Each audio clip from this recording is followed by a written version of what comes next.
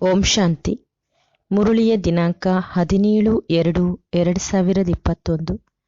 ಪ್ರಾತಃ ಮುರುಳಿ. ಬಾಪ್ದಾದ ಮಧುಬನ. ಬಾಬಾ ಹೇಳ್ತಾರೆ, ಮಧುರ ಮಕ್ಕಳೇ, ನೀವು ಬ್ರಾಹ್ಮಣರೇ ದೇವತೆಗಳಾಗುತ್ತೀರಿ. ನೀವೇ ಭಾರತವನ್ನು ಸ್ವರ್ಗವನ್ನಾಗಿ ಮಾಡುತ್ತೀರಿ. ಆದ್ದರಿಂದ ನಿಮಗೆ ತಮ್ಮ ಬ್ರಾಹ್ಮಣ ಜಾತಿಯ ನಶೆ ಇರಬೇಕು. ಪ್ರಶ್ನೆ: ಸತ್ಯ ಬ್ರಾಹ್ಮಣರ ಮುಖ್ಯ ಲಕ್ಷಣಗಳೇನಿರುವುದು? ಉತ್ತರ: ಸತ್ಯ ಬ್ರಾಹ್ಮಣರ ಬುದ್ಧಿರೂಪಿ ಹಗ್ಗವು ಈ ಹಳೆಯ ಪ್ರಪಂಚದಿಂದ ಬಿಚ್ಚಲ್ಪಟ್ಟಿರುವುದು. ಅವರು ಈ ಪ್ರಪಂಚದ ತೀರವನ್ನು ಬಿಟ್ಟು ಬಿಟ್ಟರು. ಸತ್ಯ ಬ್ರಾಹ್ಮಣರೆಂದರೆ ಕೈಗಳಿಂದ ಕೆಲಸ ಮಾಡುತ್ತಾ ಬುದ್ಧಿಯಿಂದ ಸದಾ ತಂದೆಯ ನೆನಪಿನಲ್ಲಿರುವವರು, ಅರ್ಥಾತ್ ಕರ್ಮಯೋಗಿಯಾಗಿರುವವರು. ಬ್ರಾಹ್ಮಣರು ಅರ್ಥಾತ್ ಕಮಲಪುಷ್ಪ ಸಮಾನರು. ಬ್ರಾಹ್ಮಣರು ಅರ್ಥಾತ್ ಸದಾ ಆತ್ಮಾಭಿಮಾನಿಯಾಗಿರುವ ಪುರುಷಾರ್ಥ ಮಾಡುವವರು. ಬ್ರಾಹ್ಮಣರು ಅರ್ಥಾತ್ ಕಾಮ ಮಹಾಶತ್ರುವಿನ ಮೇಲೆ ವಿಜಯವನ್ನು ಪ್ರಾಪ್ತಿ ಮಾಡಿಕೊಳ್ಳುವವರು. ಓಂ ಶಾಂತಿ. ಆತ್ಮಿಕ ತಂದೆಯು ಆತ್ಮಿಕ ಮಕ್ಕಳಿಗೆ ತಿಳಿಸುತ್ತಾರೆ, ಮಕ್ಕಳು ಯಾರು? ಈ ಬ್ರಾಹ್ಮಣರು. ಇದನ್ನು ಎಂದೂ ಮರೆಯಬೇಡಿ. ನಾವು ಬ್ರಾಹ್ಮಣರಾಗಿದ್ದೇವೆ, ದೇವತೆಗಳಾಗುವವರಿದ್ದೇವೆ. ವರ್ಣಗಳನ್ನೂ ಸಹ ನೆನಪು ಮಾಡಿಕೊಳ್ಳಬೇಕಾಗುತ್ತದೆ. ನೀವಿಲ್ಲಿ ಪರಸ್ಪರ ಕೇವಲ ಬ್ರಾಹ್ಮಣರೇ ಬ್ರಾಹ್ಮಣರಿದ್ದೀರಿ. ಬ್ರಾಹ್ಮಣರಿಗೆ ಬೇಹದ್ದಿನ ತಂದೆಯು ಓದಿಸುತ್ತಾರೆ. ಇಲ್ಲಿ ಬ್ರಹ್ಮಾರವರು ಓದಿಸುವುದಿಲ್ಲ. ಶಿವ ತಂದೆಯು ಬ್ರಹ್ಮಾರವರ ಮೂಲಕ ಬ್ರಾಹ್ಮಣರಿಗೆ ಓದಿಸುತ್ತಾರೆ. ಶೂದ್ರರಿಂದ ಬ್ರಾಹ್ಮಣರಾಗದ ಹೊರತು ದೇವಿ ದೇವತೆಗಳಾಗಲು ಸಾಧ್ಯವಿಲ್ಲ. ಆಸ್ತಿಯು ಶಿವ ತಂದೆಯಿಂದಲೇ ಸಿಗುತ್ತದೆ. ಆ ಶಿವ ತಂದೆಯು ಎಲ್ಲರ ತಂದೆಯಾಗಿದ್ದಾರೆ. ಈ ಬ್ರಹ್ಮಾರವರಿಗೆ ಗ್ರೇಟ್ ಗ್ರೇಟ್ ಗ್ರ್ಯಾಂಡ್ ಫಾದರ್ ಎಂದು ಹೇಳುತ್ತಾರೆ. ಎಲ್ಲರಿಗೂ ಲೌಕಿಕ ತಂದೆ ಇರುತ್ತಾರೆ. ಪಾರಲೌಕಿಕ ತಂದೆಯನ್ನು ಭಕ್ತಿ ಮಾರ್ಗದಲ್ಲಿ ನೆನಪು ಮಾಡುತ್ತಾರೆ. ನೀವೀಗ ತಿಳಿದುಕೊಂಡಿದ್ದೀರಿ, ಇವರು ಅಲೌಕಿಕ ತಂದೆಯಾಗಿದ್ದಾರೆ. ಇವರನ್ನು ಯಾರೂ ತಿಳಿದುಕೊಂಡಿಲ್ಲ. ಭಲೆ ಬ್ರಹ್ಮನ ಮಂದಿರವಿದೆ. ಇಲ್ಲಿಯೂ ಪ್ರಜಾಪಿತ ಆದಿದೇವನ ಮಂದಿರವಿದೆ. ಅವರನ್ನು ಕೆಲವರು ಮಹಾವೀರನೆಂದು ಹೇಳುತ್ತಾರೆ, ಹೃದಯವನ್ನು ತೆಗೆದುಕೊಳ್ಳುವವರು ಎಂದು ಹೇಳುತ್ತಾರೆ. ಆದರೆ ಹೃದಯವನ್ನು ಗೆಲ್ಲುವವರು ಶಿವ ತಂದೆಯಾಗಿದ್ದಾರೆಯೇ ಹೊರತು ಪ್ರಜಾಪಿತ ಆದಿದೇವ ಬ್ರಹ್ಮನಲ್ಲ. ಎಲ್ಲ ಆತ್ಮರನ್ನು ಸದಾ ಸುಖಿಯನ್ನಾಗಿ ಮಾಡುವವರು, ಖುಷಿಪಡಿಸುವವರು ಒಬ್ಬರೇ ತಂದೆಯಾಗಿದ್ದಾರೆ. ಇದನ್ನು ಕೇವಲ ನೀವೇ ತಿಳಿದುಕೊಂಡಿದ್ದೀರಿ. ಪ್ರಪಂಚದಲ್ಲಂತೂ ಮನುಷ್ಯರು ಏನೂ ತಿಳಿದುಕೊಂಡಿಲ್ಲ, ತುಚ್ಛ ಬುದ್ಧಿಯವರಾಗಿದ್ದಾರೆ. ನಾವು ಬ್ರಾಹ್ಮಣರೇ ಶಿವ ತಂದೆಯಿಂದ ಆಸ್ತಿಯನ್ನು ತೆಗೆದುಕೊಳ್ಳುತ್ತೇವೆ. ನೀವು ಸಹ ಇದನ್ನು ಪದೇ ಪದೇ ಮರೆತು ಹೋಗುತ್ತೀರಿ. ನೆನಪು ಅತಿ ಸಹಜವಾಗಿದೆ. ಯೋಗ ಶಬ್ದವನ್ನು ಸನ್ಯಾಸಿಗಳಿಟ್ಟಿದ್ದಾರೆ. ನೀವಂತೂ ತಂದೆಯನ್ನು ನೆನಪು ಮಾಡುತ್ತೀರಿ. ಯೋಗ ಎಂಬುದು ಸಾಮಾನ್ಯ ಶಬ್ದವಾಗಿದೆ. ಇದಕ್ಕೆ ಯೋಗಾಶ್ರಮವೆಂದು ಹೇಳುವುದಿಲ್ಲ, ಏಕೆಂದರೆ ಇಲ್ಲಿ ತಂದೆ ಮತ್ತು ಮಕ್ಕಳು ಕುಳಿತಿದ್ದೀರಿ. ಬೇಹದ್ದಿನ ತಂದೆಯನ್ನು ನೆನಪು ಮಾಡುವುದು ಮಕ್ಕಳ ಕರ್ತವ್ಯವಾಗಿದೆ. ನಾವು ಬ್ರಾಹ್ಮಣರಾಗಿದ್ದೇವೆ. ಬ್ರಹ್ಮರವರ ಮೂಲಕ ತಂದೆಯಿಂದ ಆಸ್ತಿಯನ್ನು ಪಡೆಯುತ್ತಿದ್ದೇವೆ. ಆದ್ದರಿಂದ ಶಿವ ತಂದೆಯು ತಿಳಿಸುತ್ತಾರೆ, ಎಷ್ಟು ಸಾಧ್ಯವೋ ನೆನಪು ಮಾಡುತ್ತಾ ಇರಿ. ಬಲೆ ಚಿತ್ರವನ್ನು ಇಟ್ಟುಕೊಳ್ಳಿ, ಆಗ ನೆನಪಿರುವುದು ನಾವು ಬ್ರಾಹ್ಮಣರಾಗಿದ್ದೇವೆ, ತಂದೆಯಿಂದ ಆಸ್ತಿಯನ್ನು ತೆಗೆದುಕೊಳ್ಳುತ್ತೇವೆ. ಬ್ರಾಹ್ಮಣರು ಎಂದಾದರೂ ತಮ್ಮ ಜಾತಿಯನ್ನು ಮರೆಯುತ್ತಾರೆಯೇ? ನೀವು ಶೂದ್ರರ ಸಂಘದಲ್ಲಿ ಬರುವುದರಿಂದ ಬ್ರಾಹ್ಮಣತನವನ್ನು ಮರೆತು ಹೋಗುತ್ತೀರಿ. ಬ್ರಾಹ್ಮಣರಂತೂ ದೇವತೆಗಳಿಗಿಂತಲೂ ಶ್ರೇಷ್ಠರಾಗಿದ್ದಾರೆ, ಏಕೆಂದರೆ ನೀವು ಬ್ರಾಹ್ಮಣರೇ ಜ್ಞಾನಪೂರ್ಣರಾಗಿದ್ದೀರಿ. ಭಗವಂತನಿಗೆ ಸರ್ವಜ್ಞನೆಂದು ಹೇಳುತ್ತಾರೆ. ಅದರ ಅರ್ಥವನ್ನು ತಿಳಿದುಕೊಂಡಿಲ್ಲ. ಅವರು ಎಲ್ಲರ ಹೃದಯಗಳಲ್ಲಿ ಏನಿದೆ ಎಂಬುದನ್ನು ಕುಳಿತು ನೋಡುತ್ತಾರೆ ಎಂದಲ್ಲ. ಸರ್ವಜ್ಞನೆಂದರೆ ಅವರಿಗೆ ಸೃಷ್ಟಿಯ ಆದಿ ಮಧ್ಯ ಅಂತ್ಯದ ಜ್ಞಾನವಿದೆ. ಅವರು ಬೀಜರೂಪನಾಗಿದ್ದಾರೆ. ವೃಕ್ಷದ ಆದಿ ಮಧ್ಯ ಅಂತ್ಯವನ್ನು ತಿಳಿದುಕೊಂಡಿದ್ದಾರೆ ಅಂದ ಮೇಲೆ ಇಂತಹ ತಂದೆಯನ್ನು ಬಹಳ ನೆನಪು ಮಾಡಬೇಕು. ಈ ಬ್ರಹ್ಮಾರವರ ಆತ್ಮವೂ ಸಹ ಆ ತಂದೆಯನ್ನು ನೆನಪು ಮಾಡುತ್ತದೆ. ತಂದೆಯು ತಿಳಿಸುತ್ತಾರೆ, ಈ ಬ್ರಹ್ಮನು ನನ್ನನ್ನು ನೆನಪು ಮಾಡುತ್ತಾರೆ, ಆದ್ದರಿಂದಲೇ ಈ ಪದವಿಯನ್ನು ಪಡೆಯುತ್ತಾರೆ. ನೀವು ನನ್ನನ್ನು ನೆನಪು ಮಾಡುತ್ತೀರಿ, ಆಗಲೇ ಪದವಿ ಪಡೆಯುತ್ತೀರಿ. ಮೊಟ್ಟ ಮೊದಲು ನೀವು ಅಶರೀರಿಯಾಗಿ ಬಂದಿದ್ದೀರಿ, ಮತ್ತೆ ಅಶರೀರಿಯಾಗಿ ಹಿಂತಿರುಗಿ ಹೋಗಬೇಕು. ಮತ್ತೆಲ್ಲರೂ ನಿಮಗೆ ದುಃಖ ಕೊಡುವವರಾಗಿದ್ದಾರೆ. ಅವರನ್ನು ಏಕೆ ನೆನಪು ಮಾಡುತ್ತೀರಿ? ಯಾವಾಗ ನಾನು ನಿಮಗೆ ಸಿಕ್ಕಿದೆನೋ, ನಾನು ನಿಮ್ಮನ್ನು ಹೊಸ ಪ್ರಪಂಚದಲ್ಲಿ ಕರೆದುಕೊಂಡು ಹೋಗಲು ಬಂದಿದ್ದೇನೆ. ಅಲ್ಲಿ ಯಾವುದೇ ದುಃಖವಿರುವುದಿಲ್ಲ, ದೈವಿ ಸಂಬಂಧವಿರುತ್ತದೆ. ಇಲ್ಲಿ ಮೊಟ್ಟ ಮೊದಲು ಸ್ತ್ರೀ ಪುರುಷನ ಸಂಬಂಧದಲ್ಲಿ ದುಃಖವಾಗುತ್ತದೆ, ಏಕೆಂದರೆ ವಿಕಾರಿಗಳಾಗುತ್ತಾರೆ. ಈಗ ನಿಮ್ಮನ್ನು ಇಂತಹ ಪ್ರಪಂಚದ ಮಾಲೀಕರನ್ನಾಗಿ ಮಾಡುತ್ತೇನೆ, ಅಲ್ಲಿ ವಿಕಾರದ ಮಾತೇ ಇರುವುದಿಲ್ಲ. ಕಾಮ ಮಹಾಶತ್ರುವೆಂದು ಗಾಯನವಿದೆ. ಇದು ಆದಿ ಮಧ್ಯ ಅಂತ್ಯ ದುಃಖ ಕೊಡುತ್ತದೆ. ಕ್ರೋಧವು ಆದಿ ಮಧ್ಯ ಅಂತ್ಯದವರೆಗೂ ದುಃಖ ಕೊಡುತ್ತದೆ ಎಂದು ಹೇಳುವುದಿಲ್ಲ. ಅಂದ ಮೇಲೆ ಮೊದಲು ಕಾಮವಿಕಾರವನ್ನು ಗೆಲ್ಲಬೇಕು. ಅದೇ ಆದಿ ಮಧ್ಯ ಅಂತ್ಯ ದುಃಖ ಕೊಡುತ್ತದೆ, ಪತಿತರನ್ನಾಗಿ ಮಾಡುತ್ತದೆ. ಪತಿತ ಶಬ್ದವು ವಿಕಾರಕ್ಕೆ ಸಲ್ಲುತ್ತದೆ. ಈ ಶತ್ರುವಿನ ಮೇಲೆ ಜಯಗಳಿಸಬೇಕು. ನಿಮಗೆ ತಿಳಿದಿದೆ, ನಾವು ಸ್ವರ್ಗದ ದೇವಿ ದೇವತೆಗಳಾಗುತ್ತಿದ್ದೇವೆ. ಎಲ್ಲಿಯವರೆಗೆ ಈ ನಿಶ್ಚಯವಿಲ್ಲವೋ ಅಲ್ಲಿಯವರೆಗೆ ಏನನ್ನೂ ಪಡೆಯಲು ಸಾಧ್ಯವಿಲ್ಲ. ತಂದೆಯು ತಿಳಿಸುತ್ತಾರೆ, ಮಕ್ಕಳೇ, ಮನಸ ವಾಚ ಕರ್ಮಣ ಅಕ್ಯುರೇಟ್ ಆಗಿರಬೇಕು. ಇದರಲ್ಲಿಯೇ ಪರಿಶ್ರಮವಿದೆ. ಪ್ರಪಂಚದಲ್ಲಿ ಇದು ಯಾರಿಗೂ ಗೊತ್ತಿಲ್ಲ. ನೀವು ಭಾರತವನ್ನು ಸ್ವರ್ಗವನ್ನಾಗಿ ಮಾಡುತ್ತೀರಿ. ಮುಂದೆ ಹೋದಂತೆ ತಿಳಿದುಕೊಳ್ಳುವರು. ಒಂದು ದೇಶ, ಒಂದು ಭಾಷೆ, ಒಂದು ಧರ್ಮ, ಒಂದು ರಾಜ್ಯವು ಬೇಕೆಂದು ಬಯಸುತ್ತಾರೆ ಅಂದಾಗ ನೀವಿದನ್ನು ತಿಳಿಸಬಹುದು. ಸತ್ಯಯುಗದಲ್ಲಿ ಇಂದಿಗೆ 5000 ವರ್ಷಗಳ ಮೊದಲು ಒಂದು ರಾಜ್ಯ, ಒಂದು ಧರ್ಮವಿತ್ತು. ಅದಕ್ಕೆ ಸ್ವರ್ಗವೆಂದು ಹೇಳಲಾಗುತ್ತದೆ. ರಾಮರಾಜ್ಯ ಮತ್ತು ರಾವಣ ರಾಜ್ಯವನ್ನು ಯಾರೂ ತಿಳಿದುಕೊಂಡಿಲ್ಲ. 100% ತುಚ್ಛ ಬುದ್ಧಿಯವರಿಂದ ನೀವೀಗ ಸ್ವಚ್ಛ ಬುದ್ಧಿಯವರಾಗುತ್ತೀರಿ. ನಂಬರ್ ವಾರ್ ಪುರುಷಾರ್ಥದ ಅನುಸಾರ ತಂದೆಯು ಕುಳಿತು ಓದಿಸುತ್ತಾರೆ. ಕೇವಲ ನೀವು ತಂದೆಯ ಮತದಂತೆ ನಡೆಯಿರಿ. ತಂದೆಯು ತಿಳಿಸುತ್ತಾರೆ, ಹಳೆಯ ಪ್ರಪಂಚದಲ್ಲಿರುತ್ತಾ ಕಮಲ ಪುಷ್ಪ ಸಮಾನ ಪವಿತ್ರರಾಗಿರಿ.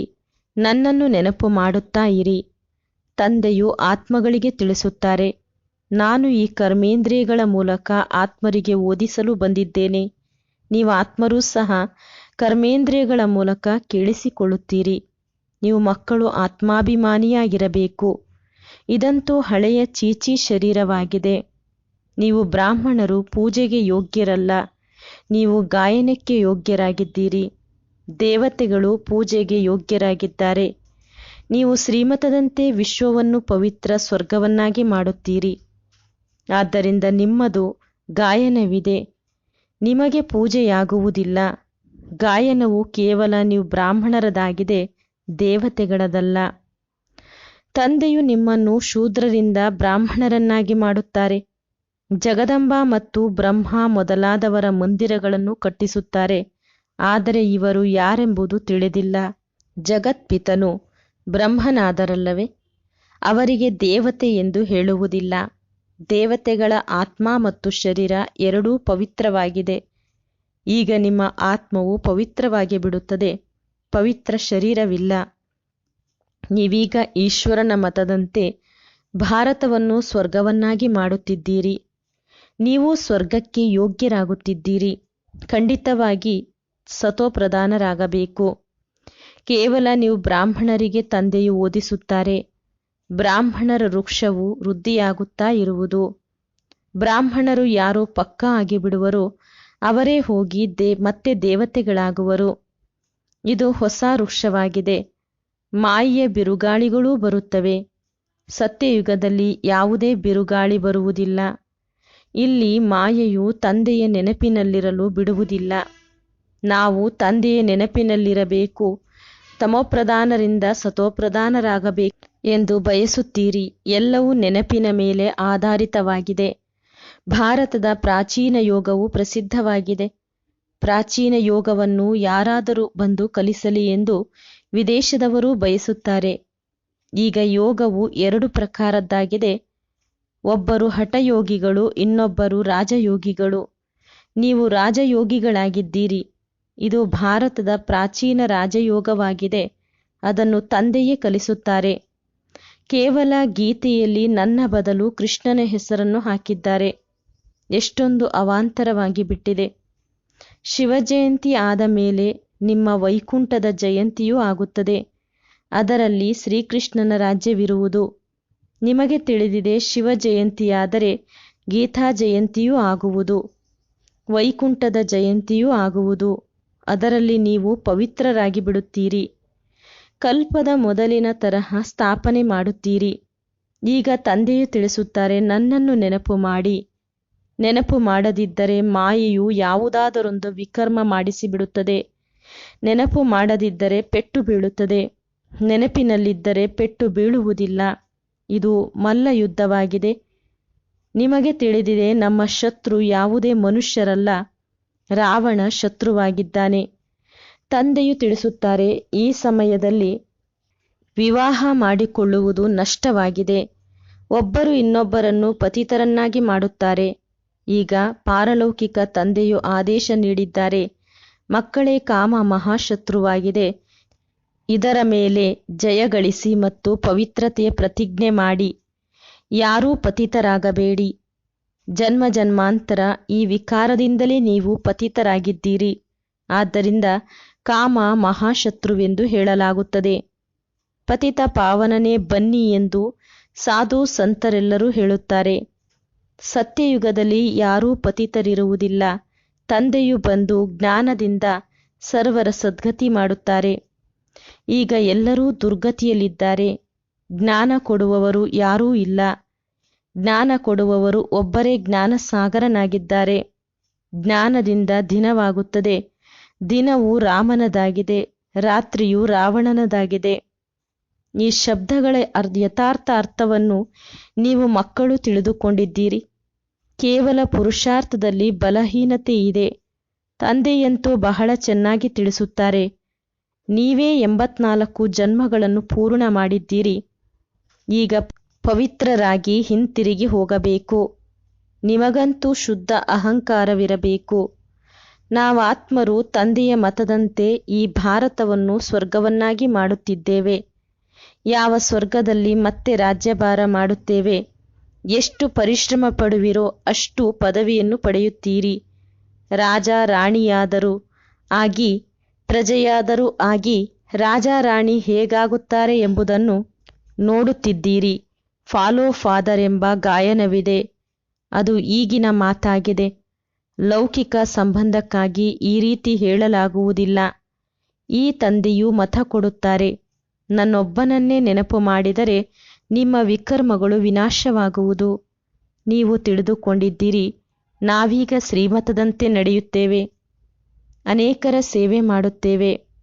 ಮಕ್ಕಳು ತಂದೆಯ ಬಳಿ ಬಂದಾಗ ಶಿವ ತಂದೆಯು ಜ್ಞಾನದಿಂದ ಖುಷಿಪಡಿಸುತ್ತಾರೆ. ಅದನ್ನು ಇವರು ಅಂದರೆ ಬ್ರಹ್ಮರವರೂ ಸಹ ಕಲಿಯುತ್ತಾರಲ್ಲವೇ? ಶಿವತಂದೆಯು ತಿಳಿಸುತ್ತಾರೆ, ನಾನು ಮುಂಜಾನೆ ಬರುತ್ತೇನೆ. ನಂತರ ಯಾರೇ ಮಿಲನ ಮಾಡಲು ಬಂದರೂ ಸಹ ಇವರು ತಿಳಿಸಿಕೊಡುವುದಿಲ್ಲವೇ? ಬಾಬಾ ತಾವು ಬಂದು ತಿಳಿಸಿ, ನಾನು ತಿಳಿಸುವುದಿಲ್ಲವೆಂದು ಹೇಳುತ್ತಾರೆಯೇ? ಇವು ಬಹಳ ಗುಪ್ತ ಗುಹ್ಯ ಮಾತುಗಳಾಗಿವೆ. ಬ್ರಹ್ಮರವರಂತೂ ಎಲ್ಲರಿಗಿಂತ ಚೆನ್ನಾಗಿ ತಿಳಿಸಿಕೊಡುತ್ತಾರೆ. ಅಂದ ಮೇಲೆ ಶಿವತಂದೆಯೇ ತಿಳಿಸುತ್ತಾರೆ, ಇವರು ತಿಳಿಸುವುದಿಲ್ಲವೆಂದು ನೀವು ಏಕೆ ತಿಳಿದುಕೊಳ್ಳುತ್ತೀರಿ?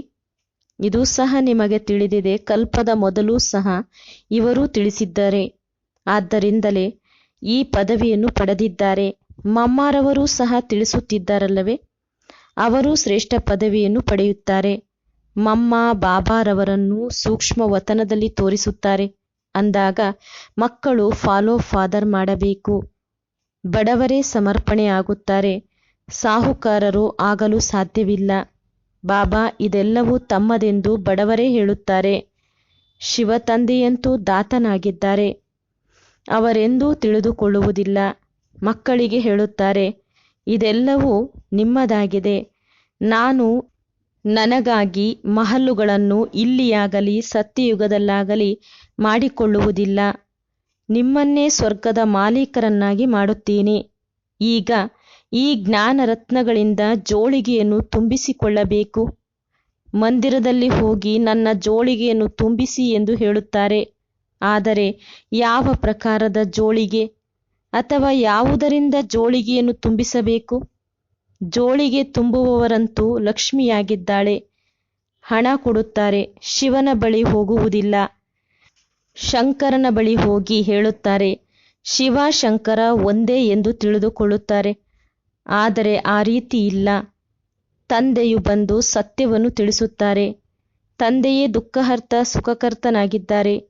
ನೀವು ಮಕ್ಕಳು ಗೃಹಸ್ಥ ವ್ಯವಹಾರದಲ್ಲಿಯೂ ಇರಬೇಕು, ಉದ್ಯೋಗವನ್ನೂ ಮಾಡಬೇಕು. ಪ್ರತಿಯೊಬ್ಬರೂ ತಮಗಾಗಿ ಸಲಹೆ ಕೇಳುತ್ತಾರೆ, ಬಾಬಾ ನಾವು ಈ ಮಾತಿನಲ್ಲಿ ಸುಳ್ಳು ಹೇಳಬೇಕಾಗುತ್ತದೆ ಎಂದು. ತಂದೆಯು ಪ್ರತಿಯೊಬ್ಬರ ನಾಡಿ ನೋಡಿ ಸಲಹೆ ಕೊಡುತ್ತಾರೆ, ಏಕೆಂದರೆ ತಂದೆಯು ತಿಳಿದುಕೊಳ್ಳುತ್ತಾರೆ, ಒಂದು ವೇಳೆ ನಾನು ಹೇಳಿ ಅದನ್ನು ಮಕ್ಕಳು ಮಾಡಲು ಆಗದಿದ್ದರೆ ಅಂತಹ ಸಲಹೆಯನ್ನಾದರೂ ಏಕೆ ಕೊಡಬೇಕು? ಆದ್ದರಿಂದ ಅವರು ಮಾಡಲು ಸಾಧ್ಯವಾಗುವಂತೆ ನಾಡಿಯನ್ನು ನೋಡಿ ಸಲಹೆ ಕೊಡಲಾಗುತ್ತದೆ. ನಾನು ಹೇಳಿ ಮಕ್ಕಳು ಮಾಡದಿದ್ದರೆ ಉಲ್ಲಂಘನೆ ಮಾಡುವವರ ಸಾಲಿನಲ್ಲಿ ಬಂದು ಬಿಡುವರು. ಪ್ರತಿಯೊಬ್ಬರದು ತಮ್ಮ ತಮ್ಮದೇ ಆದ ಲೆಕ್ಕಾಚಾರವಿದೆ. ಸರ್ಜನ್ ಒಬ್ಬರೇ ಆಗಿದ್ದಾರೆ. ಅವರ ಬಳಿ ಬರಬೇಕಾಗಿದೆ. ಅವರು ಪೂರ್ಣ ಸಲಹೆ ನೀಡುತ್ತಾರೆ. ಎಲ್ಲರನ್ನೂ ಕೇಳಬೇಕು, ಬಾಬಾ ನಾವು ಈ ಪರಿಸ್ಥಿತಿಯಲ್ಲಿ ನಾವು ಹೇಗೆ ನಡೆಯಬೇಕು? ಈಗ ಏನು ಮಾಡುವುದು? ತಂದೆಯು ಸ್ವರ್ಗದಲ್ಲಂತೂ ಕರೆದುಕೊಂಡು ಹೋಗುತ್ತಾರೆ. ನಿಮಗೆ ತಿಳಿದಿದೆ, ನಾವು ಸ್ವರ್ಗವಾಸಿಗಳಾಗುವವರಿದ್ದೇವೆ. ಈಗ ಸಂಗಮವಾಸಿಗಳಾಗಿದ್ದೇವೆ. ನೀವೀಗ ನರಕದಲ್ಲಿಯೂ ಇಲ್ಲ, ಸ್ವರ್ಗದಲ್ಲಿಯೂ ಇಲ್ಲ. ಯಾರ್ಯಾರು ಬ್ರಾಹ್ಮಣರಾಗುವರೋ ಅವರ ಬುದ್ಧಿಯ ಹಗ್ಗವು ಈ ಚೀಚಿ ಪ್ರಪಂಚದಿಂದ ಬಿಚ್ಚಲ್ಪಟ್ಟಿದೆ. ನೀವು ಕಲಿಯುಗಿ ಪ್ರಪಂಚದ ತೀರವನ್ನು ಬಿಟ್ಟು ಬಿಟ್ಟಿದ್ದೀರಿ. ಕೇವಲ ಬ್ರಾಹ್ಮಣರು ನೆನಪಿನ ಯಾತ್ರೆಯಲ್ಲಿ ತೀಕ್ಷ್ಣವಾಗಿ ಹೋಗುತ್ತಿದ್ದಾರೆ. ಕೆಲವರು ಕಡಿಮೆ, ಕೆಲವರಂತೂ ಕೈಯನ್ನು ಬಿಟ್ಟು ಬಿಡುತ್ತಾರೆ. ಮತ್ತೆ ಕಲಿಯುಗದಲ್ಲಿ ಹೊರಟು ಹೋಗುತ್ತಾರೆ. ನಿಮಗೆ ತಿಳಿದಿದೆ, ಅಂಬಿಗನೀಗ ನಮ್ಮನ್ನು ಕರೆದುಕೊಂಡು ಹೋಗುತ್ತಿದ್ದಾರೆ. ಆ ಯಾತ್ರೆಯಂತೂ ಅನೇಕ ಪ್ರಕಾರವಾಗಿದೆ. ನಿಮ್ಮದು ಒಂದೇ ಯಾತ್ರೆಯಾಗಿದೆ. ಇದು ಬಹಳ ಭಿನ್ನವಾದ ಯಾತ್ರೆಯಾಗಿದೆ. ಬಿರುಗಾಳಿಗಳು ಬರುತ್ತವೆ, ನೆನಪನ್ನು ತುಂಡರಿಸುತ್ತವೆ. ಈ ನೆನಪಿನ ಯಾತ್ರೆಯನ್ನು ಚೆನ್ನಾಗಿ ಪಕ್ಕಾ ಮಾಡಿಕೊಳ್ಳಿ. ಪರಿಶ್ರಮ ಪಡಿ. ನೀವು ಕರ್ಮಯೋಗಿಯಾಗಿದ್ದೀರಿ. ಎಷ್ಟು ಸಾಧ್ಯವೋ ಕೈ ಕೆಲಸ ಮಾಡುತ್ತಿರಲಿ. ಬುದ್ಧಿಯು ತಂದೆಯನ್ನು ನೆನಪು ಮಾಡಲಿ. ಅರ್ಧ ಕಲ್ಪದವರೆಗೂ ನೀವು ಪ್ರಿಯತಮಿಯರು, ಪ್ರಿಯತಮನನ್ನು ನೆನಪು ಮಾಡುತ್ತಾ ಬಂದಿದ್ದೀರಿ. ಬಾಬಾ ಬಹಳ ದುಃಖವಿದೆ. ಈಗ ನಮ್ಮನ್ನು ಸುಖಧಾಮದ ಮಾಲೀಕರನ್ನಾಗಿ ಮಾಡಿ. ನೆನಪಿನ ಯಾತ್ರೆಯಲ್ಲಿದ್ದಾಗ ನಿಮ್ಮ ಪಾಪಗಳು ಸಮಾಪ್ತಿಯಾಗುತ್ತವೆ. ನೀವೇ ಸ್ವರ್ಗದ ಆಸ್ತಿಯನ್ನು ಪಡೆದಿದ್ದೀರಿ. ಈಗ ಕಳೆದುಕೊಂಡಿದ್ದೀರಿ. ಭಾರತವು ಸ್ವರ್ಗವಾಗಿತ್ತು, ಆದ್ದರಿಂದಲೇ ಪ್ರಾಚೀನ ಭಾರತವೆಂದು ಹೇಳುತ್ತಾರೆ. ಭಾರತಕ್ಕೆ ಬಹಳ ಮಾನ್ಯತೆಯನ್ನು ಕೊಡುತ್ತಾರೆ. ಎಲ್ಲದಕ್ಕಿಂತ ದೊಡ್ಡದೂ ಆಗಿದೆ, ಎಲ್ಲದಕ್ಕಿಂತ ಹಳೆಯದೂ ಆಗಿದೆ. ಈಗಂತೂ ಭಾರತವು ಎಷ್ಟೊಂದು ಬಡ ದೇಶವಾಗಿದೆ. ಆದ್ದರಿಂದ ಎಲ್ಲರೂ ಇದಕ್ಕೆ ಸಹಯೋಗ ನೀಡುತ್ತಾರೆ. ಅವರಂತೂ ತಿಳಿದುಕೊಳ್ಳುತ್ತಾರೆ, ನಮ್ಮ ಬಳಿ ಬಹಳ ದವಸ ಧಾನ್ಯಗಳಾಗಿ ಬಿಡುವುದು, ಎಲ್ಲಿಂದಲೂ ತರಿಸಬೇಕಾಗುವುದಿಲ್ಲ. ಆದರೆ ಇದನ್ನಂತೂ ನೀವು ತಿಳಿದುಕೊಂಡಿದ್ದೀರಿ, ವಿನಾಶವಂತೂ ಸನ್ಮುಖದಲ್ಲಿ ನಿಂತಿದೆ. ಯಾರು ಇದನ್ನು ಚೆನ್ನಾಗಿ ತಿಳಿದುಕೊಂಡಿದ್ದಾರೆಯೋ ಅವರಿಗೆ ಒಳಗೆ ಬಹಳ ಖುಷಿ ಇರುತ್ತದೆ. ಪ್ರದರ್ಶನಿಯಲ್ಲಿ ಎಷ್ಟೊಂದು ಮಂದಿ ಬರುತ್ತಾರೆ.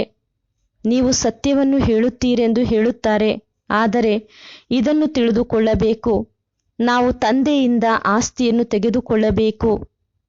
ಇದು ಬುದ್ಧಿಯಲ್ಲಿ ಕುಳಿತುಕೊಳ್ಳುವುದಿಲ್ಲ. ಇಲ್ಲಿಂದ ಹೊರಗೆ ಹೋದ ಕೂಡಲೇ ಸಮಾಪ್ತಿ.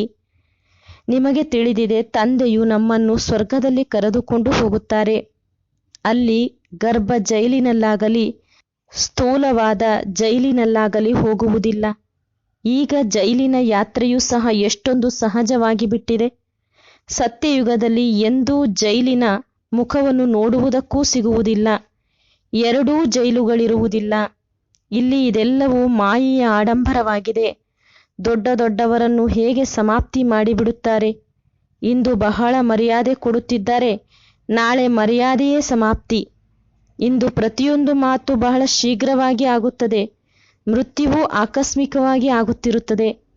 ಸತ್ಯಯುಗದಲ್ಲಿ ಇಂತಹ ಯಾವುದೇ ಉಪದ್ರವಗಳಾಗುವುದಿಲ್ಲ. ಮುಂದೆ ಹೋದಂತೆ ನೋಡುವಿರಿ ಏನಾಗುತ್ತದೆ ಎಂದು. ಬಹಳ ಭಯಂಕರವಾದ ದೃಶ್ಯಗಳಿರುವುದು. ನೀವು ಮಕ್ಕಳು ಸಾಕ್ಷಾತ್ಕಾರವನ್ನು ಮಾಡಿದ್ದೀರಿ. ಮಕ್ಕಳಿಗಾಗಿ ಮುಖ್ಯವಾದುದು ನೆನಪಿನ ಯಾತ್ರೆಯಾಗಿದೆ. ಒಳ್ಳೆಯದು. ಮಧುರಾತಿ ಮಧುರ ಅಗಲಿ ಹೋಗಿ ಮರಳಿ ಸಿಕ್ಕಿರುವ ಮಕ್ಕಳ ಪ್ರತಿ ಮಾತಾಪಿತಾ ಬಾಪ್ದಾದರವರ ನೆನಪು, ಪ್ರೀತಿ ಹಾಗೂ ಸುಪ್ರಭಾತ.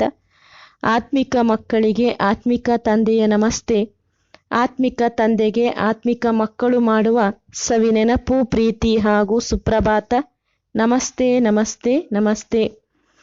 ಧಾರಣೆಗಾಗಿ ಮುಖ್ಯ ಸಾರ.